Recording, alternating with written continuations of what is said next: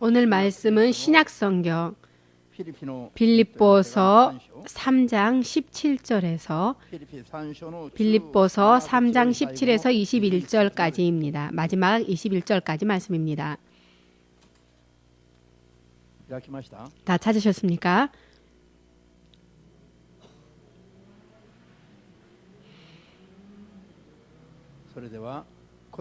소리내서 읽겠습니다. 형제들아 너희는 함께 나를 본받으라. 또 우리로 본을 삼은 것 같이 그대로 행하는 자들을 보이라.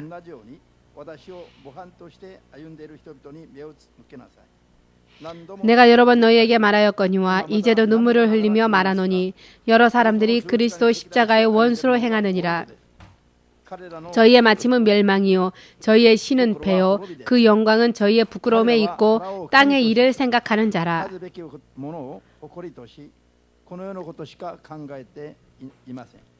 오직 우리의 시민권은 하늘에 있는지라. 거기로서 구원하는 자 곧 주 예수 그리스도를 기다리로니 그가 만물을 자기에게 복종케 하실 수 있는 자의 역사로 우리의 낮은 몸을 자기의 영광의 몸의 형체와 같이 변케 하시리라. 아멘. 대신 주 하나님 되신 예수님, 주님의 이름과 주의 역사하심을 전심으로 찬양하며 감사합니다. 주님의 이름과 주의 역사하심으로 인하여서 아무런 대가 없이 우리는 주님의 자녀가 될 수 있는 하나님 되시는 당신의 자녀가 될 수 있는 자격이 주어졌습니다.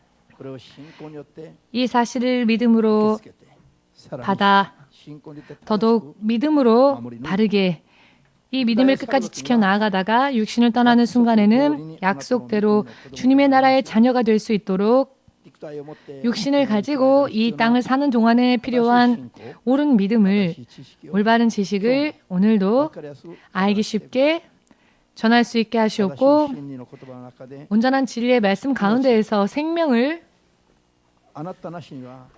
주님 없이는 상상할 수도 없는 절대로 얻을 수 없는 영원한 생명을 바른 믿음으로 끝까지 지켜나갈 수 있도록 한 사람 한 사람을 도와주시옵소서. 주 예수의 이름으로 기도드리옵나이다. 아멘. 할렐루야.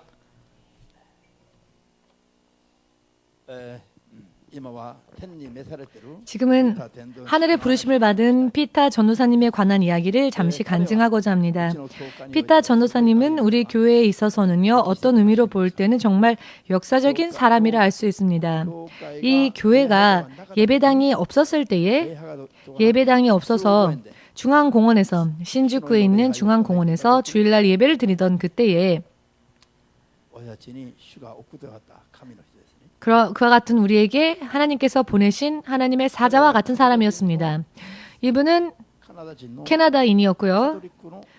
원래는 카톨릭의 선교사로서 이 일본 땅에 처음 왔습니다. 일본에 와서 카톨릭 교회 안에 있는 그 모순점을 깨닫고 카톨릭 선교사의 직을 그만두고 개신교에서 일반 신자로서 일반 성도로서 믿음을 긴 시간 동안 보냈습니다. 저를 만났던 그 시점에서 이미 그는 45년이라 하는 믿음의 경력을, 신앙의 경력을 가지고 있었던 사람이었습니다. 저와 비교해보건대 저보다 3배 이상으로 하나님을 믿은 시간들이 더 많았고요. 마치 저에게는 아버지와 같은 그런 분이라고 말할 수 있을 정도의 그런 분이었습니다. 그렇지만 이분이 카톨릭 출신의 신자였기 때문에 우리가 생각하고 있는 그와 같은 믿음을 가졌다라고는 말할 수 없는 조금은 개신교의 믿음과는 동떨어진 그런 믿는 부분들이 있었습니다. 처음 이분이 우리를 만나고 그리고 우리가 노숙자를 전도하는 것에 대하여 이분이 마음이 열리게 되었고요. 그리고 우리 교회를 옮기게 되었습니다마는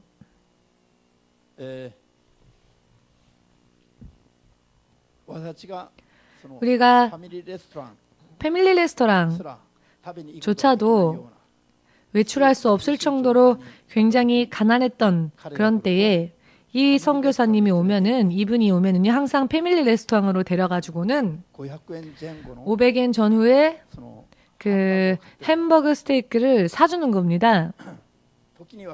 때로는 이분이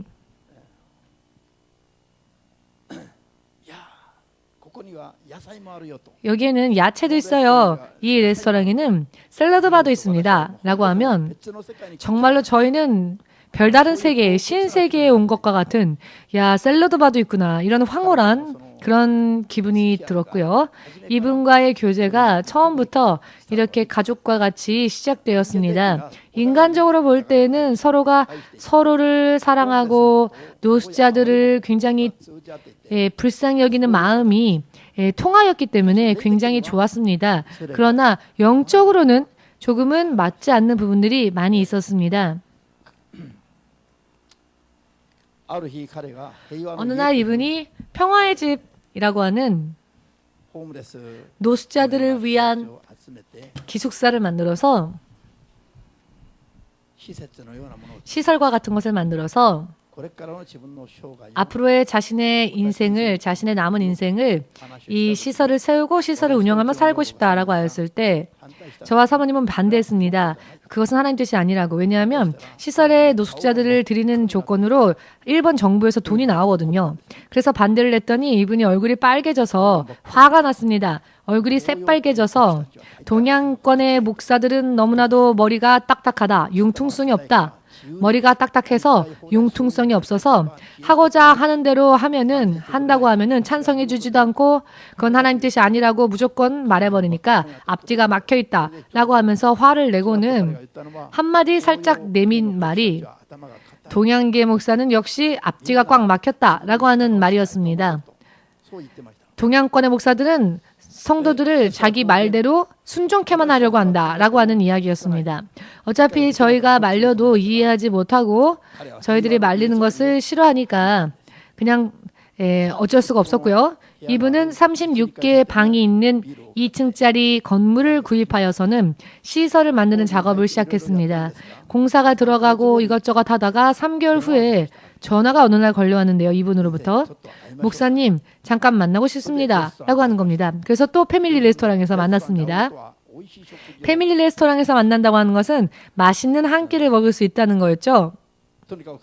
아무튼 이분과 만나서 또 이야기를 나누다 보는데 처음에는 방긋방긋 웃다가 이런 말을 하는 겁니다. 목사님 평화의 집을 다 그만뒀습니다 라고. 뭘 그만뒀다고요? 평화의 집을 그만두기로 했습니다. 문 닫았습니다. 라고 하면서 3개월 동안 700만 행을 벌였다. 비싼 수업료를 내고 좋은 공부했습니다. 라고 하는 겁니다. 우리는 단 10만 행조차 교회에 재산이 없었는데 700만 행이라고 하는 돈을 3개월 만에 다 날려버리고는 비싼 수업료를 내고 좋은 공부했다라고 하니까 참 뻔뻔하게도요. 이런 이야기를 저희 앞에서 그 가난한 목사 부부 앞에서 얘기를 하는 겁니다. 그리고는 이분이 이렇게 말을 하는데요. 지금까지의 자기의 믿음은 자기가 온전하게 계획을 세우고 이것저것 머리를 짜내어서 계획을 세우고 그 계획대로 열심히 달리기 위하여서 노력하면서 하나님 빨리 나를 쫓아와서 내가 하는 일을 도와주세요. 그의 표현을 빌리자면 그런 모양의 믿음 생활을 자기는 하고 있었노라 라고 말했습니다.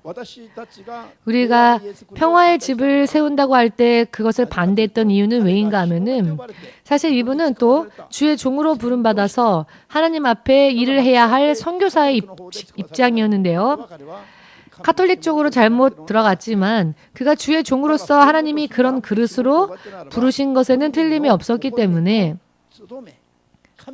자신의 그 사명, 하나님이 그에게 맡기신 그 사명으로 돌아가야 하는데 그것이 우선적으로 되어야 하는데 이것이야말로 받은 사명을 되찾는 것이야말로 하나님의 나라의 시민권을 받은 자로서의 사람의 삶이라고 할 수 있지만 그런 일과는 틀린 일을 하려고 하니까 그분은 그 언어 학원, 일본어, 영어, 중국어 등등을 가르치는 그 언어 학원을 3군데, 4군데나 세우고요. 지금까지는 돈을 버는 일에만 몰두하며 살아왔던 겁니다. 믿음 생활은 결국은 장식품과 같은 것이고 하나님은 나의 일을 도와주는 분, 즉 하나님은 나를 지배하시고 다스리시는 통치자가 아니라 하나님은 나의 왕이 아니라 하나님은 나를 도와주는 사람, 도와주는 분 정도로 생각했던 겁니다. 일본인 여성과는 결혼하여서 열심히 돈 벌고는 그 재산의 절반은 다 그 부인에게 가져다 주면서 자기 나름대로 살았던 것이죠.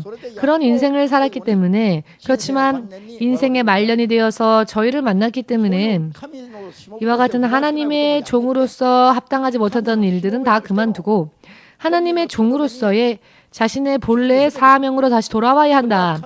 이것이 하나님의 나라에 시민권을 둔, 하나님 나라의 국적을 둔 사람으로서의 합당한 행위다라고 말을 하였지만 그 부분에 대하여서 그분은 이해하지를 못하였기 때문에 화를 낸 것입니다. 그렇기 때문에 동양권의 목사는 앞뒤가 꽉 막혔다. 자유가 없다. 기독교를 믿으면 자유가 주어진다고 하셨는데 자유분방하게 살 수 있다고 성경에는 그렇게 말하고 있는 것이다 라고 생각했었던 것이죠. 성경이 말하는 자유를 잘못 이해했던 것이죠. 3개월 동안 700만 엔이라고 하는 돈, 저희는 교회를 세우고 만져본 적도 없는 그 돈을 3개월만 다 소비하고는 뻔뻔하게도 우리 앞에 나타나서는 비싼 수업료를 냈다라고 말을 하는 겁니다.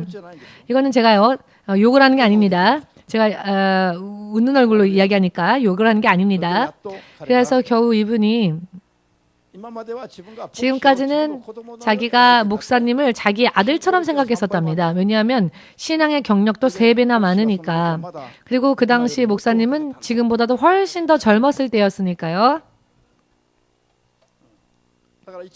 그렇기 때문에 언제나 사모님과 저를 귀여워하는 그런 태도로 저희를 접했습니다.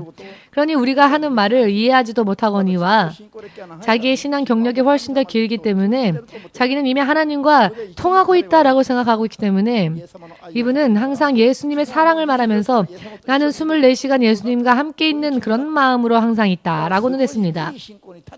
그렇기 때문에 그는 스스로 좋은 믿음 위에 섰다고 생각했던 것이죠. 여러분, 오늘 낙원에서 이 예배를 보고 있을 피터 전도사님 앞에 제가 담대하게 말하겠지만 오늘날에도 이런 믿음을 가진 크리스찬들 많이 있기 때문에 이런 말씀을 드리는 겁니다. 겉으로 볼 때에는 피터 전도사님처럼 예수님을 생각하는 사람은 없을 정도로 보였죠. 그런데 그렇게 생각하고 있었지만 결과적으로는 내가 하고자 하는 일을 예수님이 도와주셨으면 하는 마음에 기도하는 것이었습니다. 굉장히 많은 기도를 했지만 그 기도의 내용은 무엇이었느냐 하면 주님과의 교제 가운데 그가 구했던 기도는 하나님의 나라의 통치를 받는 하나님의 종으로서 하나님의 사람으로서 그 의와 하나님의 나라와 의를 구하는 것이 아니라 여러 많은 사업을 일으켜서 그 사업을 통해 성공하기를 기도했던 것이죠. 아무튼 이분은 그때 무슨 말을 했냐면 앞으로는 목사님이 하는 말씀을 듣겠습니다. 무엇이든지 상담하고 난 뒤에 하겠습니다. 라고 고백을 하게끔 되었는데요. 저는 그럼에도 불구하고 안심할 수 없었습니다. 왜냐하면은 45년 이상 이미 뼈저리게 물들어버린 그 나름대로의 신앙관이 한 번의 고백으로 바뀔 만한 것은 아니니까요. 저는 어느 날 그 본인이 말을 하였는데요. 어느 날 자신이 꿈을 꾸었는데 구름이 걸려 있더랍니다. 구름이 하늘에 떠 있는데 그 구름에 자신이 대롱대롱 매달려 있더랍니다. 그 구름에 매달려서 밑을 바라보니 그 밑은 새빨간 불길이 활활 타오르더랍니다. 저는 이 꿈 이야기를 들으면서 소름이 돋았는데 이 피터 전도사님은 마치 자기하고는 아무 상관없는 것 같은 이야기로 이 말을 하는 겁니다. 나는 이미 하나님을 사랑하고 24시간 예수님을 생각하고 있는 사람이니까 이런 건 나와 상관이 없는 그런 꿈이다. 영적으로 이 꿈에서 어떠한 메시지가 있는지를 해석하지 못한 것이죠. 여러분 생각을 해보십시오. 이런 꿈을 꾸었다면 정말 심각한 꿈입니다. 구름에 매달려 있는데 밑을 들여다보니 새빨간 불길이 솟아올랐다. 자, 대롱대롱 매달리고 있는 것이 바로 구름이라고 하는 건데 구름이 여러분들을 지켜줄 수 있는 힘이 있을까요? 구름에 매달린다는 것이 과연 가능한 일일까요? 이런 아무것도 보이지 않는 것을 붙잡는 것과 마찬가지인데 구름을 붙잡아봤자 잡히지 않죠. 그대로 떨어질 수밖에 없죠. 떨어지면 불 속에 들어가는 것은 자기의 영혼이라는 겁니다. 그런데 이 메시지가 자기하고는 관계없다고 생각하는 데 문제가 있는 것이죠. 지금 여러분들의 영의 상태와 영의 모습이 어떠한지 이 세상에 이런 영적인 모습을 가진 분들이 있을 것이기 때문에 주님은 오늘 이 설교를 이 시간 전하고자 하십니다. 그런데 문제는요, 주님이 꿈을 통하여 환상을 통하여 이와 같이 보여주셔도 그것을 알지 못하는 데 문제가 있습니다. 이 의미의 해석을 하질 못하니까요. 여러분, 그렇기 때문에 저는 본인에게 직접적으로 말하기는 참 그렇죠. 당신 그대로면 영적으로 위험한 상황입니다. 그대로 떨어지면 지옥 간다는 뜻입니다. 라고 말을 못하죠. 저는 이분이 세상을 떠날 때까지 이분을 위해서 어떠한 중보 기도를 했냐면 이분의 건강을 위해서도 기도했지만 그것보다도 먼저 피터 전도사님이 근본적으로 하나님의 종으로 부름을 받았는데 하나님의 종으로서 하나님의 통치하심 가운데에서 정말로 살아온 믿음으로 인정받아 육을 떠날 때에는 구원받아 하나님 나라에 갈 수 있도록 중보 기도했습니다. 계속. 그것도 긴 시간 동안을 그렇게 기도했습니다. 이분이 무슨 일이 생길 때마다 기도했고 아무렇지 않을 때도 기도했고 그분의 몸이 건강에 적신호가 들을 때마다 그분을 위해서 그런 기도를 했습니다. 여러분, 종으로서 부름을 받았기 때문에 사명을 감당치 못하고 하나님의 지시대로 따르지 못하고 일반 신자로서 그의 생애가 끝났더라면은 그것은 그의 사명을 감당하지 못하는 것이기 때문에 하나님 앞에 큰 죄가 되기 때문에 먼저 이분을 전도사로 임명하고 주의 종으로서 그의 인생의 말년에 하나님의 말씀을 전하고 선포하고 영혼을 구원하는 일에 종사할 수 있도록 임명을 했습니다. 실상은 우리 교회의 영적인 수준과는 맞지 않는 부분들이 있었지만 이분에게 기회를 주기 위하여서 전도사로 임명을 한 것입니다. 이분이 하늘의 부름을 받기 3일 전에 꿈에서 여러 많은 질병에서 나는 치유되어지고 자유로워졌습니다라고 하는 꿈을 꿨는데요. 영적으로는 모든 죄를 청산하고 천국 갈 수 있는 준비가 되어졌다라는 것이죠. 그 꿈이 제 꿈이었는데요. 이 꿈이 피터 전도사님이 하늘로 부름을 받기 3일 전이었습니다. 그 당시 80세 되셨고요. 신앙의 경력은 60년.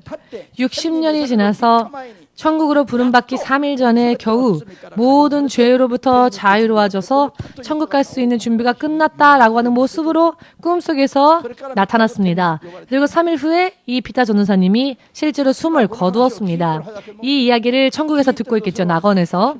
듣고 있다면 신 목사님이 말한 대로입니다. 라고 지금 끄덕끄덕 해줄 겁니다. 저는 그 확신을 가지고 오늘 이 말씀을 전하고 있습니다. 굉장히 큰 의미가 있습니다. 그분의 말을 빌리자면 자기처럼 하나님을 예수님을 사랑한 사람은 없다고. 정말 타오르는 마음으로 예수님을 사랑했노라고. 그렇지만 이분이 생각하는 자유라고 하는 것은 무엇이었냐면 예수를 믿는 것은 종교적인 어떤 장식품일 뿐이며 종교적으로 예수님을 믿는 믿음만 있으면 되고 나머지는 자기의 뜻대로 살고 필요한 때 하나님이 필요한 때만 도와주시면 하나님은 사랑의 하나님이니까 무엇이든지 다 허락해 줄 것이다. 그러니 안 된다. 그것은 틀리다라고 말하면 왜 자유를 얽매느냐? 이 교회는 자유가 없다. 속박한다 라고 생각을 하는 것이죠. 그러나 성경에서 말하는 진정한 자유는 어떠한 자유입니까? 지옥 갈 자가 지옥 갈 운명에서부터 그 멸망에서부터 자유로워져서 하나님의 자녀가 되어 천국으로 옮겨지는 것이 성경이 말하는 자유입니다. 육적으로 자유분방하게 자기 마음대로 사는 게 자유가 아니라는 것입니다. 예수께서 말씀하신 것은 너의 육신은 십자가에 못 박으라. 육의 정욕은 십자가에 못 박고 육을 향한 정욕과 소망은 십자가에 못 박고 육적인 의미에서는 죽고 자신을 버리고 이제는 예수님을 따라가는 믿음으로 사는 자가 크리스찬이라고 주님이 말씀하셨음을 믿으면 아멘으로 주 앞에 영광 돌리시기 바랍니다. 교회 다니면요, 이것도 안 돼요, 저것도 안 돼요, 이것저것 안 돼 하는 일들이 많죠.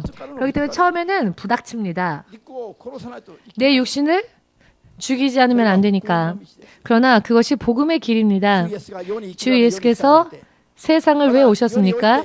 이 세상에서 세상의 낙원을 만드시기 위해서 예수님은 오신 게 아닙니다. 당신 또한 그리고 우리들 또한 세상에서는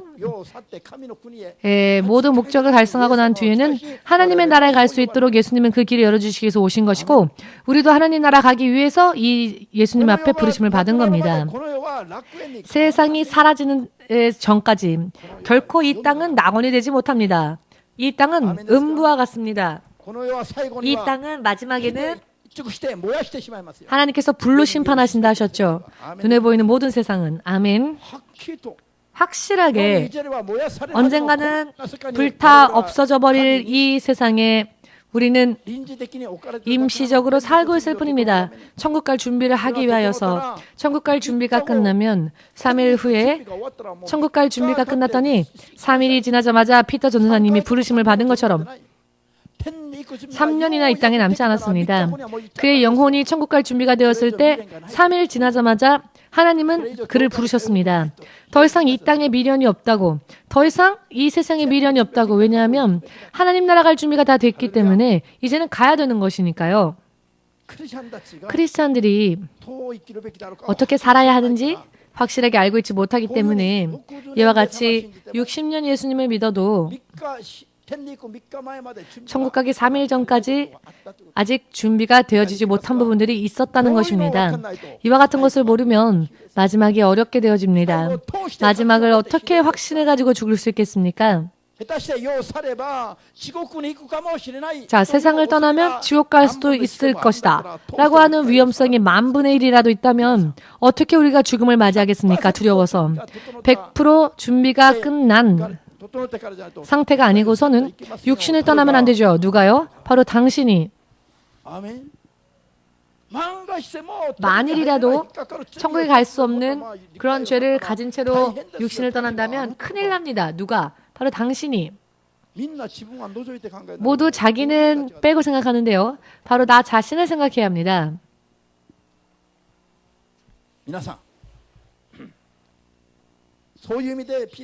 이와 같은 의미에서 피타 전도사님의 믿음은 모범적인 부분이 굉장히 많습니다.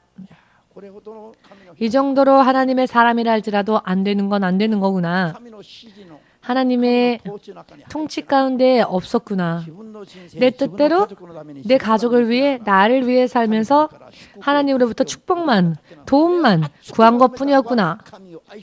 그런데 그렇게 열심히 기도하고 구한 게 하나님을 사랑한 것이라고 착각한 거죠. 예수님, 나를 도와주세요. 나를 도와주세요. 내 생각과 내 소망을 들어주세요. 라고 열심히 기도하면서 내가 열심히 기도하니까 나는 예수님을 사랑한다 라고 생각하고 있었지만 실상은 자기의 목적을 달성하기 위하여서 예수님을 불렀을 뿐이죠.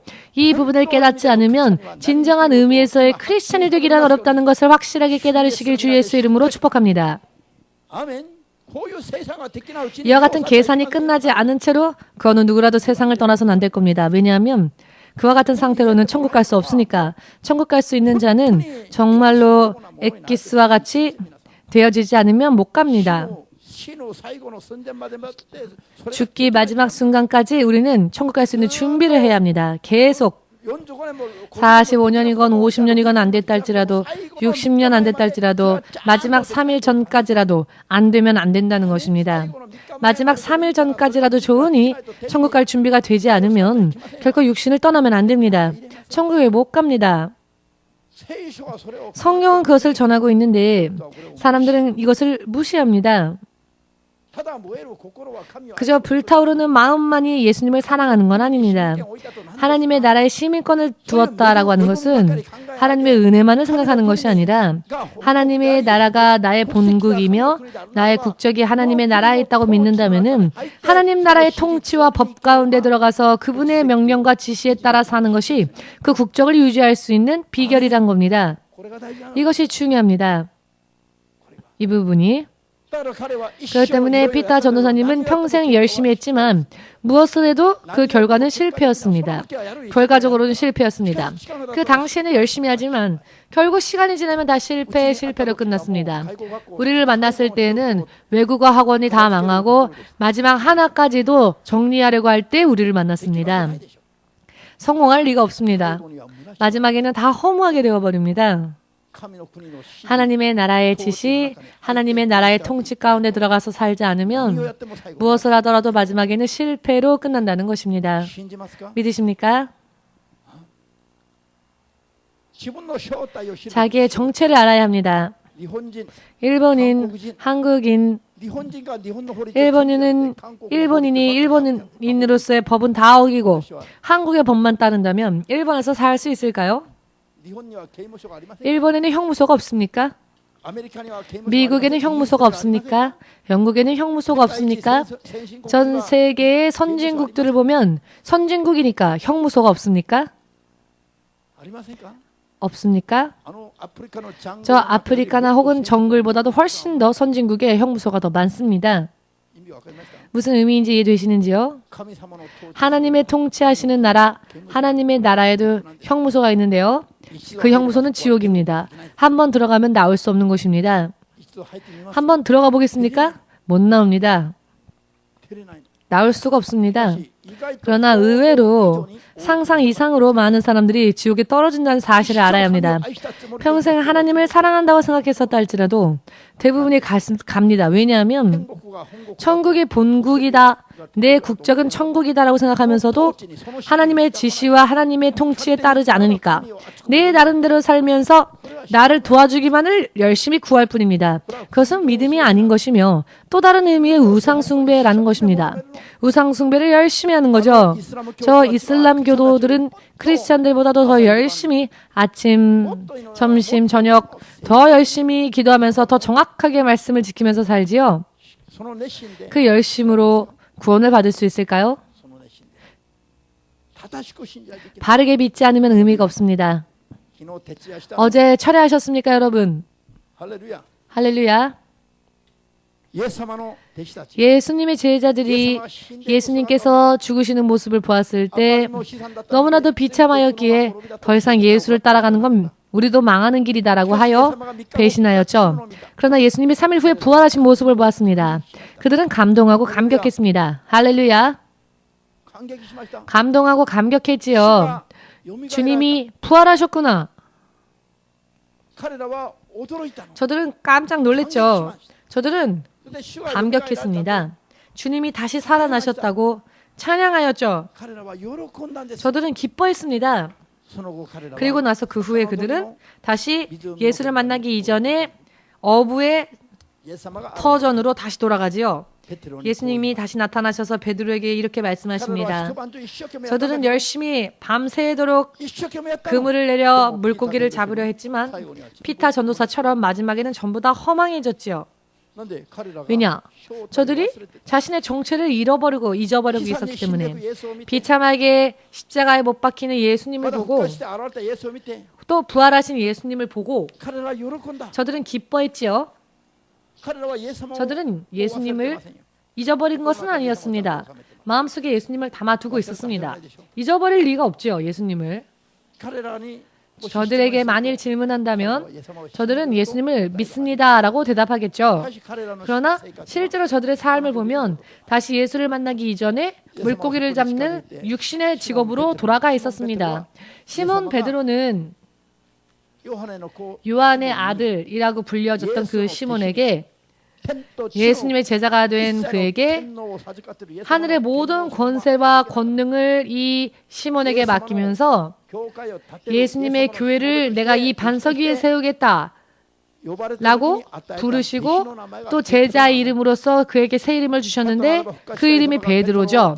그렇다면 부활하신 예수님은 이 시몬을 베드로라 부르셔야 했을 텐데 베드로라 부르지 않으시고 요한의 아들 시몬아 라고 부르십니다. 요한의 아들 시몬이란 이름은 아직 그가 예수님을 만나기 이전에 육신으로서의 삶을 살았을 때 이름이 요한의 아들 시몬이란 이름이었습니다. 예수님이 이미 베드로의 믿음을 인정하지 않는다는 겁니다.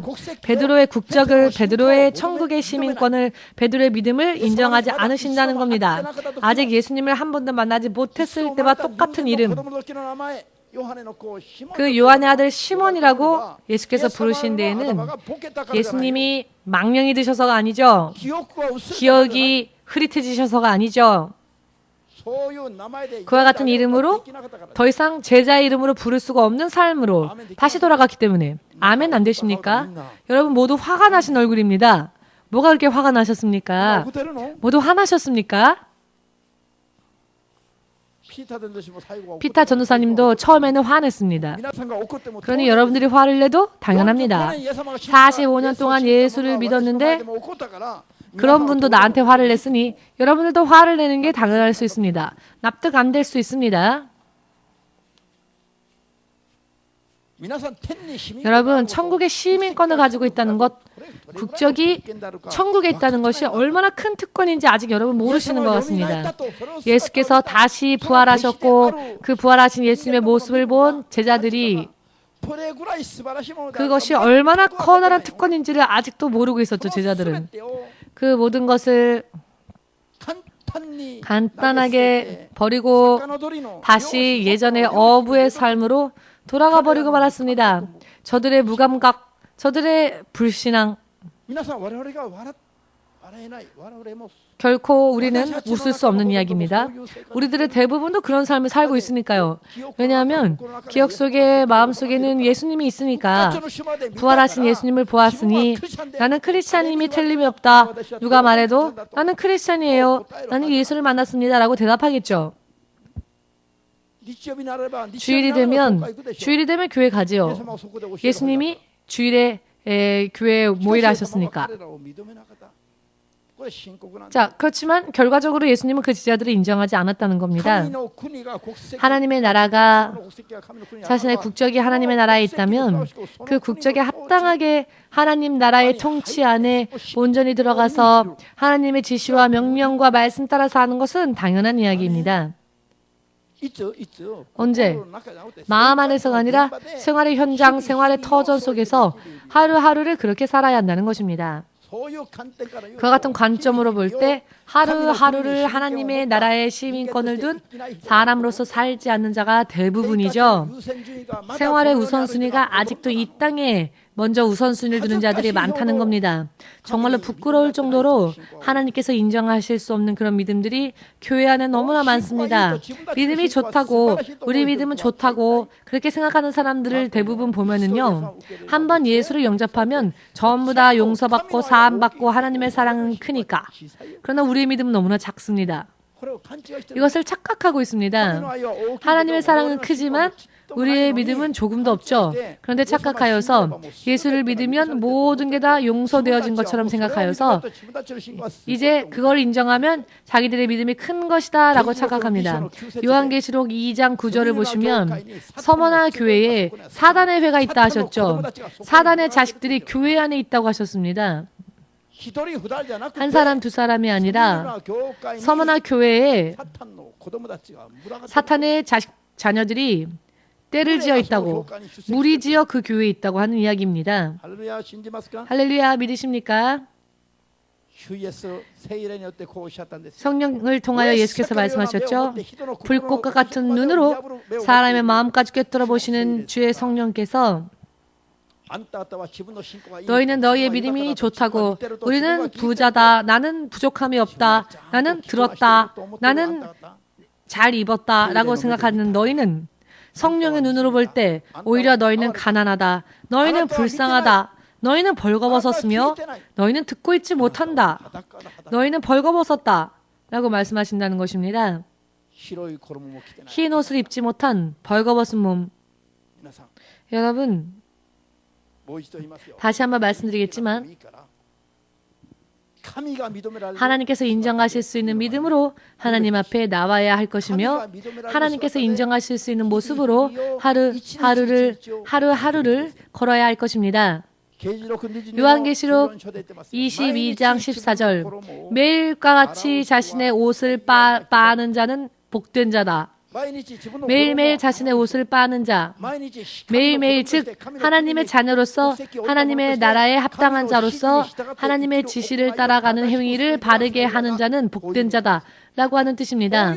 이와 같은 사람에게 한하여 생명의 나무에 갈 수 있는 생명나무에 나아갈 수 있는 권리와 권세가 그들에게 주어진다 하셨습니다. 생명나무에 대하여 나아갈 수 있는 권세가 누구에게 주어지느냐? 매일과 같이 자신의 옷을 빠는 자, 즉 자신의 행위를 거룩하게 하는 자. 생명나무는 무엇입니까? 하나님의 예전 낙원에 있었던 것이었죠. 그 낙원에서 쫓겨난 것이 바로 우리들 사람들의 운명이었지만 다시 돌아가는 것이 우리 믿음의 결과가 되는 것입니다. 어떠한 사람이 하나님의 생명나무가 있는 낙원으로 돌아갈 수 있을까? 매일과 같이 자신의 옷을 빠는 자, 즉 하나님의 자녀로서 바른 행위를 보인 자만이 마지막에 인정받은 그 시점에서 다시 돌아갈 수 있는 권리가 주어진다는 것입니다. 요한계시록 마지막 22장의 말씀을 믿으시기를 예수 그리스도의 이름으로 축복합니다. 창세기 3장 2절에서 아담과 이브가 생명나무에 나아갈 권리가 박탈당하여서 그 에덴 동산에서 쫓겨났지요. 성경의 마지막 요한계시록 22장을 보시면 다시 생명나무에 나아가기 위하여서는 어떻게 해야 하냐? 말씀대로 살아 자신의 옷을 빠는 자, 즉 자신의 행위를 거룩하게 하는 자가 복된 자이다. 그와 같은 사람이 생명나무로 나아갈 수 있는 권리가 주어진다. 성경의 처음부터 성경의 마지막까지 이 점을 하나님은 명확하게 말씀하고 계시는데 사람들은 다 잊어버린 채로 할렐루야.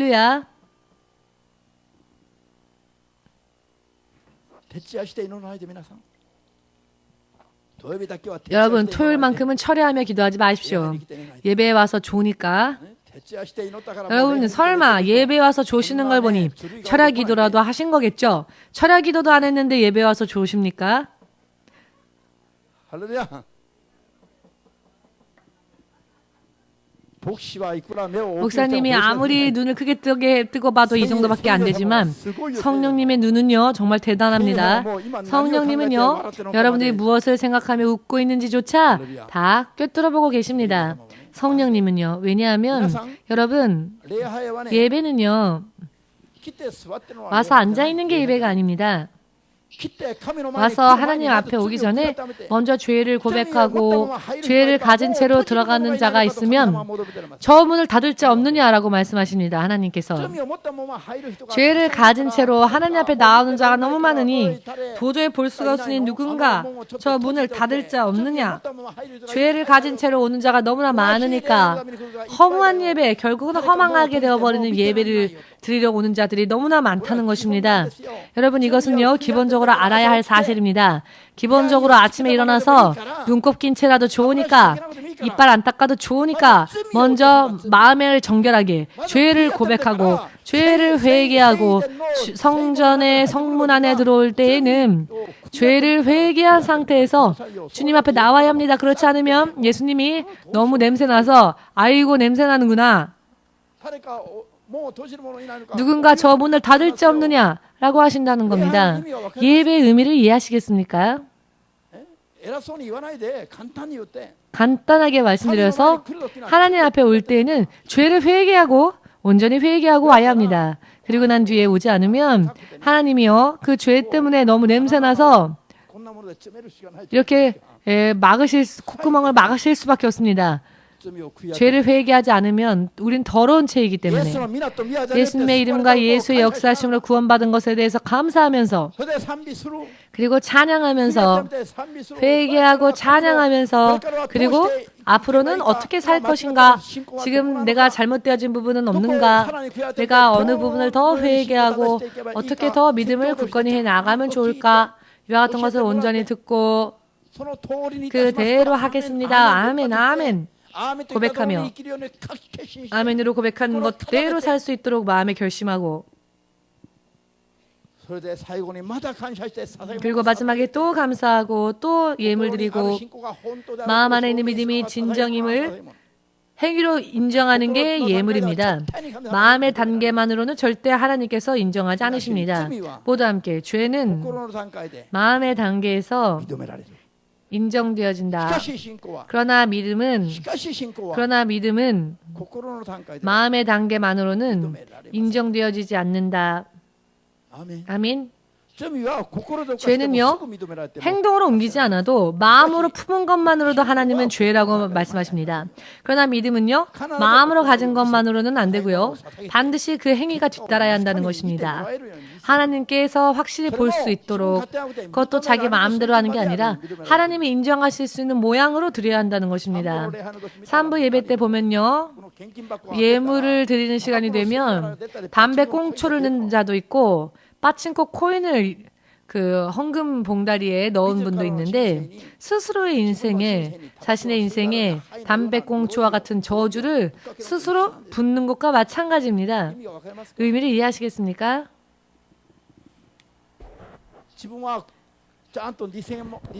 나는 자기는 2,000엔짜리 맛있는 음식 먹으면서 헌금은 1,000엔만. 그렇다면 헌금이라 할 수 없습니다.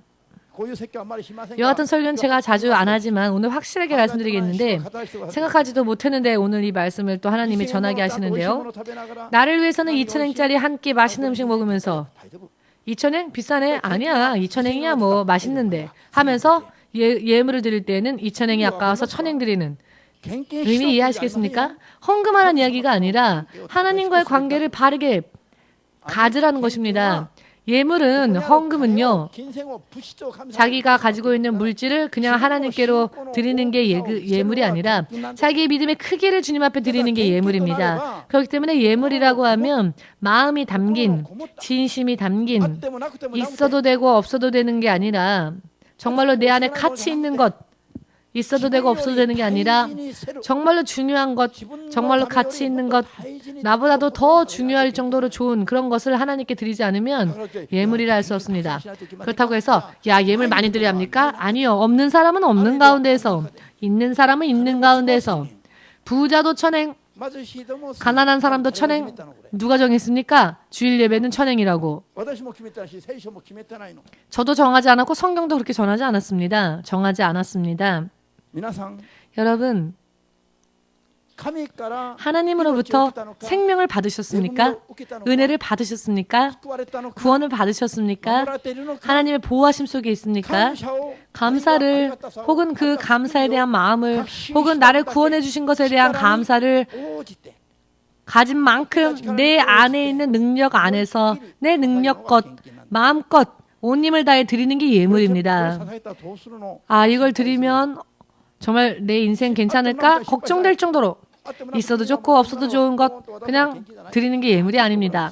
와, 정말 이 정도는 인생에 부담이 되는데, 그 정도로 내 있는 힘 안에서. 왜 그러느냐? 그거야말로 나의 믿음을 하나님께 보이는 것이기 때문에. 하나님이 보지 않아도 상관없는 것은 믿음이라 할 수 없죠. 그렇기 때문에 자기의 능력 안에서 최대의 것을 드리기 위해 노력해야 합니다. 전 재산이 1,000엔인 사람은 그 1,000엔 안에서 자기의 있는 힘을 다해서, 예를 들어 재산이 1,000억엔 있는 사람은 그 1,000억엔이란 재산 가운데서 자기의 능력껏. 자, 1,000억엔이 있으면 얼마 정도일까요? 묻지 마십시오. 저는 거의 대부분을 하나님께 드릴 겁니다. 사모님과 저는 훈련 받을 때 2,000엔 있으면 교회에 가기 위한 차비만 남기고는 다 헌금했습니다. 계속 그렇게 살았습니다. 자기의 통장은 제로.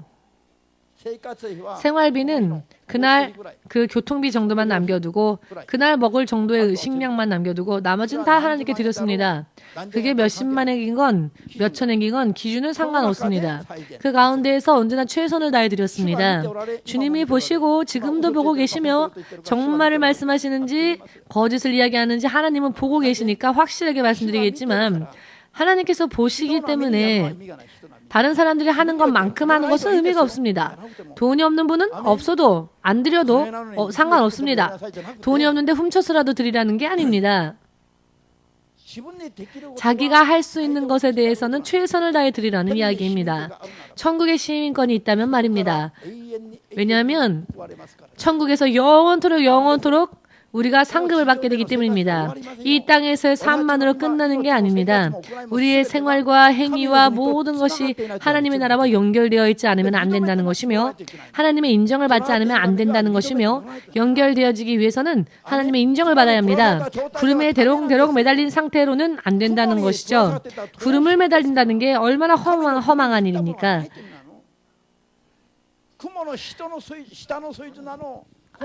이 세상을 아직도 떠나지 못한다는 거죠. 하나님이 도와줄 수 있는 힘을 빌려줄 수 없는 그런 상태. 떨어지면 지옥. 이것이 45년 예수를 믿은 믿음의 결과라면 여러분들은 이것을 인정할 수 있으십니까? 제가 너무 지나치게 말을 하는 걸까요? 아니요. 결코 그렇지 않습니다. 한 사람이라도 그렇게 떨어지면 안 되기 때문에 지금 말씀을 미리 드리는 것뿐입니다. 아멘 되십니까? 그렇기 때문에 잘 생각해 보십시오. 절대로 저는 헌금하라고 여러분들에게 촉구하는 사람이 아닙니다. 18년 동안 저를 보신 분은 알 것입니다. 다만 저는 성경을 전할 뿐입니다. 성경을.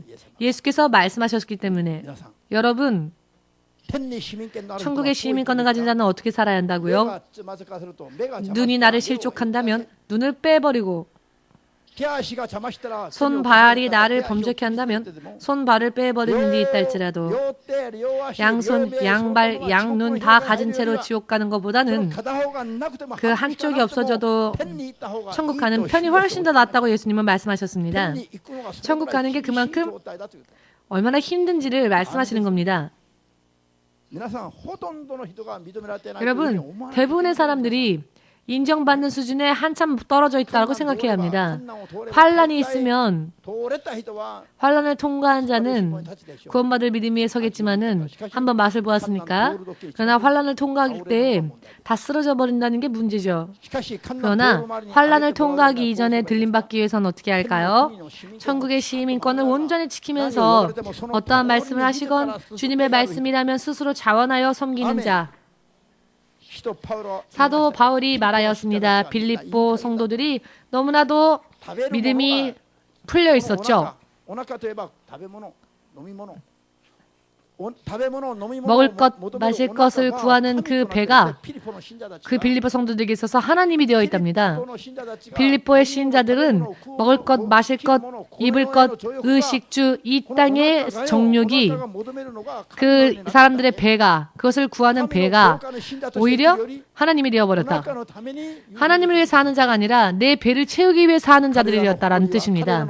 저들의 영광과 저들이 자랑하는 것은 결과적으로는 수치스러워지게 될 것이며 저들의 인생의 마지막은 멸망이 기다리고 있다. 저들이 신자라 말하면서도 어느 쪽인가 하면은 세상에 있는 것을 우선적으로 살았기 때문에 마음도 생활도 여러분 저들을 향하여 사도 바울은 나를 닮는 자가 되어라. 믿음이 나를 닮는 자가 되어라. 나는 이렇게 믿었다 라고 말하고 있습니다. 나는 지금 죽어 천국 가서 예수님과 함께 있는 게 바로 나의 소망이라고. 하지만 내가 지금 천국에 가지 못하는 이유는 아직 거듭나지 못한, 아직 하나님의 나라의 시민권을 가진 자로서 구원받을 만한 믿음 위에 서지 못한 너희들에게 내가 남아있는 편이 유익하기 때문에 이 땅에 남아있을 뿐이지 실상은 나를 위해서라면 천국에 지금이라도 가고 싶다. 너희가 유익하게 되기 위하여서 내가 아직 죽지 못하는 것이다. 왜? 가르쳐야 하니까. 바르게. 할렐루야. 저도 죽고 싶다고 하였을 때 하나님이 혼내셨습니다. 아직 맡겨진 일이 끝나지도 않았는데 죽는다고 하느냐? 일을 끝내고 죽는 것은 사고가 아니지만 아직도 하나님이 명령하신 일이 남아있는데 죽는다면 사고사 처리된다고. 즉 죽어서는 안 될 때 죽은 것이 되기 때문에 구원에 이르지 못하는 거죠. 여러분들을 구원해야 할 직분이 있기 때문에 바로 너희들을 위해서 내가 이 땅에 남아있을 뿐이지 개인적으로는 지금이라도 천국 가고 싶다라고 사도 바울은 고백했죠. 그 후에 사도 바울은 내가 없을 때에도 여러분들 눈에 목사님이 없을 때에도 항상 두려워 경외하는 마음으로 하나님 앞에서 즉 부들부들 떨며 하나님이 말씀하시면 그대로 구원을 달성하기 위하여 노력해야 한다. 목사님이 있으면 하는데 목사님이 없을 때는 아무런 정말 말도 안 되는 것들을 하는 분들이 있다고 들었는데요. 목사님이 없을 때는 불신자와 다를 바 없는 삶을 사는 그런 크리스찬이라면 문제가 많습니다. 목사님이 있건 없건 눈앞에 사람이 보건 안 보건 불평불만 말하지 아니하고 좋고 나쁘고를 말하지 말고 하나님께서 말씀하시는 것이라면 말씀하신 대로 구원을 달성하기 위하여 노력해야 한다는 것입니다. 사도 바울이 빌립보 성도들에게 그렇게 말했습니다. 우리 교회는 그런 사람들이 없으시길 바랍니다. 없으니까 확실하게 이런 말씀을 드리는 거고요.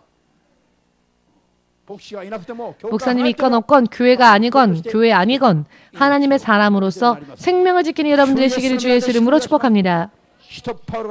사도 바울이 말합니다. 나는 교회를 핍박했던 자였습니다. 그러나 이 세상적으로도 학식이 있는 자였고 학력이 있는 자였고 사회적인 지위도 높은 자였고 선조 데드로의 전통을 가진 가문의 자녀였고 아무런 부자유가 없었고 당시 최고의 로마의 시민권을 가진 자였고 전부 다 갖추었던 자가 바로 바울이었는데요. 그리고 교회가 하는 일이 너무 마음에 안 들어 크리스천들을 죽이고자 하는 일에 가담했던 자였지만 그러했던 내가 예수님을 만난 지금 모든 것을 다 나의 가지고 있던 모든 것이 결과적으로는 내 인생의 방해물이기에 모든 것을 먼지 티끌처럼 배의 선물과 같이 여겨 다 버렸고 오직 주 예수를 아는 이 고상한 믿음, 이 놀랍고도 고상한 믿음에 나는 몰두하고 있다. 천국에서 하나님이 주실 상을 바라보며 나는 오직 이 길을 달리고 있을 뿐이다. 이 나를 너희도 닮아라. 우리의 시민권은 천국에 있으며 일본에 혹은 한국에 혹은 중국에 혹은 미국에 있는 게 아니라는 것입니다. 아멘 되십니까? 우리의 시민권이 있어야 할 우리의 본국 천국에서 예수께서 구원주로서 다시 임하시는 그 날을 우리는 소망하며 살아야 합니다. 그런 소망이 없다면 논 크리스찬 믿지 않는 자입니다. 오늘 밤 이 예배 때에 돌연 예수께서 오신다 할지라도 한 명도 남김없이 들림받을 수 있도록 항상 평소 때에 온전한 준비를 해 놓지 않으면 불신자와 똑같다는 겁니다. 성경은 전체적으로 그런 메시지를 주신다는 것을 믿으시기를. 그래서 지금 돌연 하나님의 나팔 소리가 들려와도 나 피곤해서 좀 자고 난 다음에가 아니라 몸이 잠들었어도 할렐루야 아멘 금세 반응하여 나사로가 무덤 속에 있었음에도 불구하고 예수의 음성을 듣자마자 그 붕대, 시신을 감싼 붕대를 감은 채로 나와왔던 것처럼 나는 죽어 있어서 못 들어요, 못 나가요 라고 말하고 싶습니까 여러분? 지금 바쁘니까, 지금 곤란하니까, 지금 내가 무덤 속에 죽어 있으니까 난 못 나가요. 예수님이 부르심에도 불구하고 나팔 소리가 들려오는데도 불구하고 그렇게 말하고 싶은 사람 있습니까? 할렐루야. 지금 죽은 자라 할지라도 아멘 할 수 있으시길. 지금 내가 이러니까, 지금 나 피곤하니까 적당히 좀 할게요 라고 말하지 마시고 생명의 음성을 분별할 수 있는 영적인 상태를 항상 유지할 수 있는 여러분들 되시기를 주 예수 이름으로 축복합니다. 그 순간이 다가오면 우리의 이 낮고 비천한 인생이 예수님처럼 부활하여 빛나는 놀랍고도 영광스러운 육신으로 순식간에 바뀌어지고 어느 한순간에 바뀌어져서 거짓말과 같이 우리를 바꾸주실 분이 이 예수님께서 이 땅에 오실 준비를 이미 마치셨습니다. 이미 다 끝났습니다. 다만 저와 여러분 한 사람 한 사람이 한 명도 남김없이 전원 준비가 될 때까지를 예수님은 지금 기다리시고 있을 뿐입니다. 마지막으로 빨리 급히 하나님 나라의 시민권을 둔 합당한 자로서의 믿음으로 돌아갑시다. 하나님 앞에 아끼는 게 있어서는 안 됩니다.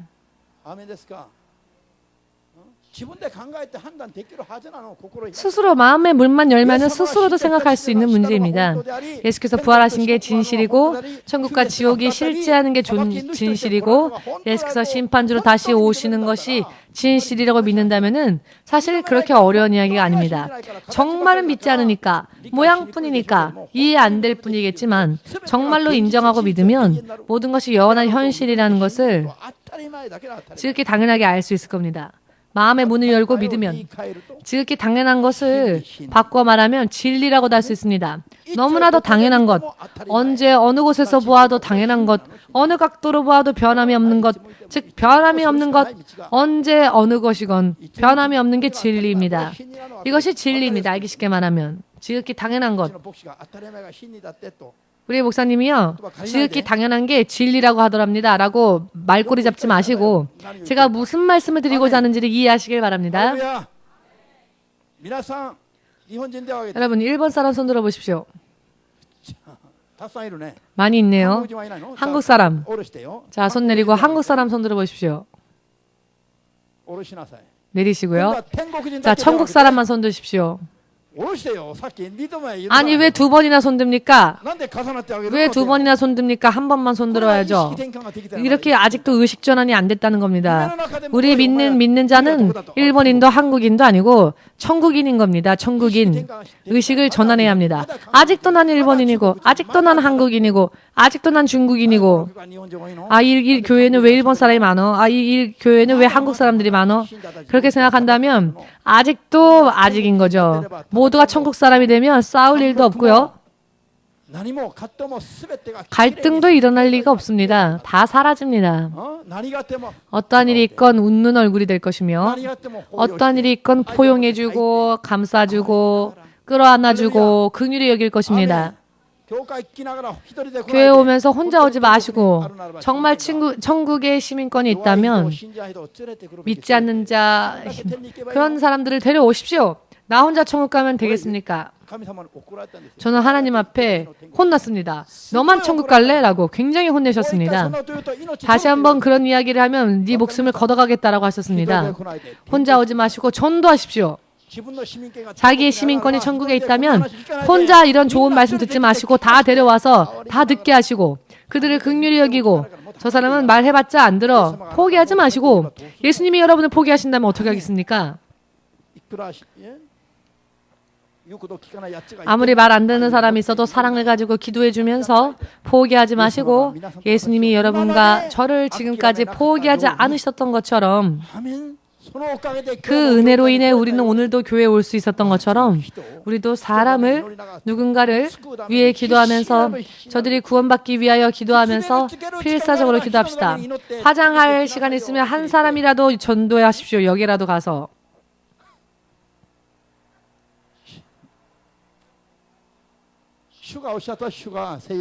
성령께서 말씀하셨습니다. 더 엄하게 얘기해야 한다고. 지금 자녀가 강에 떠내려가고 있는데 나만 살면 됩니까? 그런 부모가 있다고 합시다. 부모 실격이지요. 주님의 판단이 이렇습니다. 자기의 가족은 예수를 믿지 않는데 자기 친구가 내가 아는 자가 예수를 믿지 않는데 이 민족이 아직 예수를 믿지 않는데 나 혼자 멋부리고 교회 오면 어떡합니까? 확실하게 깨달으시길 성령의 능력으로 깨달으시길 주 예수의 이름으로 축복합니다. 그것이 천국의 국적을 가진 자의 행위입니다. 믿으십니까?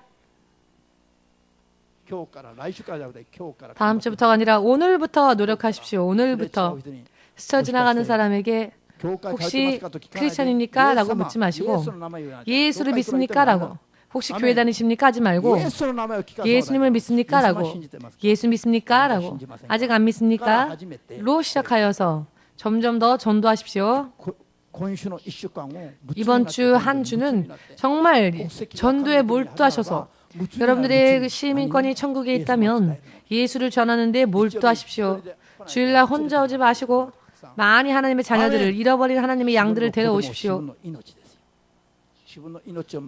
자기의 생명을 지키는 것은 자기의 생명을 지키기 위해서는요. 다른 이들의 생명을 생명으로 인도하면 회개하지 않아도 하나님이요. 우리가 많은 사람들의 영혼을 하나님 앞으로 인도하면 우리가 회개치 못한 그런 죄라 할지라도 하나님의 사랑으로 덮어주신답니다. 믿으십니까? 사람의 생명을 많이 구원해 놓으면 회개치 못한 부분이 있어도 하나님이 용서해 주신다는 겁니다. 많은 이들의 생명을 구했기 때문에. 의미를 이해하시겠는지요? 할렐루야. 다 같이 기도하겠습니다. 하나님의 나라에 시민권을 둔 자로서 바르게 내가 살아왔는지 혹은 그렇지 못했는지 정말로 내 믿음은 장식품과 같은 것이었는지 내 믿음이 정말로 거짓이 아니었는지 이것저것 뒤돌아보시면서 기도하는 시간 가지겠습니다.